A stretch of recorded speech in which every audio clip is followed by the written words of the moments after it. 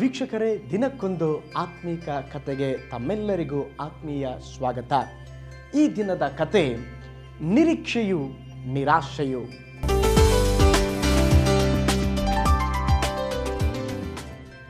ನಿರೀಕ್ಷೆಯು ನಿರಾಶೆಯು. ಇಬ್ಬರು ಮನುಷ್ಯರು ಕಟ್ಟಡವನ್ನು ಕಟ್ಟಲು ಕಲ್ಲುಗಳನ್ನು ಚೌಕಾಸಿ ರೂಪಿಸುವುದರಲ್ಲಿ ಕಷ್ಟಪಟ್ಟು ಕೆಲಸವನ್ನು ಮಾಡುತ್ತಿದ್ದರು.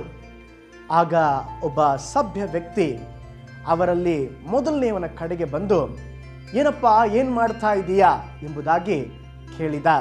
ಅದಕ್ಕೆ ಉತ್ತರವಾಗಿ ಕಲ್ಲು ಹೊಡೆಯುವಂಥ ಕೆಲಸಗಾರನು, ಏನು ಸ್ವಾಮಿ, ಇದು ನನ್ನ ಕರ್ಮ, ನಾನು ಹೊಟ್ಟೆಪಾಡಿಗಾಗಿ ನಾನು ಇದನ್ನು ಮಾಡ್ತಾ ಇದ್ದಾನೆ ಎಂಬುದಾಗಿ ಬಹಳ ನಿರಾಶೆಯಿಂದ ಹೇಳಿದ. ಇನ್ನೊಬ್ಬನು ಅದೇ ಕೆಲಸವನ್ನು, ಅವನು ಕಲ್ಲನ್ನು ಹೊಡೆಯುತ್ತಾ ಇದ್ದ, ಎರಡನೇ ವ್ಯಕ್ತಿ. ಆಗ ಅದೇ ಆ ಸಭ್ಯ ವ್ಯಕ್ತಿ ಎರಡನೇ ವ್ಯಕ್ತಿಗೆ ಕೇಳ್ದ, ಏನಪ್ಪ, ಏನು ಮಾಡ್ತಾ ಇದೀಯಾ?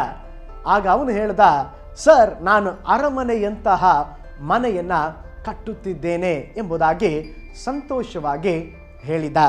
ನೋಡಿ, ಎರಡು ಜನ ಒಂದೇ ಕೆಲಸ, ಆದರೆ ಉತ್ತರ ಎರಡು ವಿಭಿನ್ನವಾದಂಥ ಉತ್ತರ.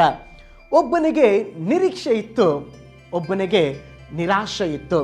ಆದರೆ ಈ ದಿನಗಳಲ್ಲಿ ಕೂಡ ನಿಮ್ಮ ಜೀವಿತದಲ್ಲಿ ನೀವು ಯಾವುದೇ ಕೆಲಸವನ್ನು ಮಾಡಿ, ಯಾವ ಪರಿಸ್ಥಿತಿಯಲ್ಲೇ ಇರ್ರಿ, ನೀವು ನಿರೀಕ್ಷೆಯಲ್ಲಿದ್ದೀರಾ ಅಥವಾ ನಿರಾಶೆಯಲ್ಲಿದ್ದೀರಾ?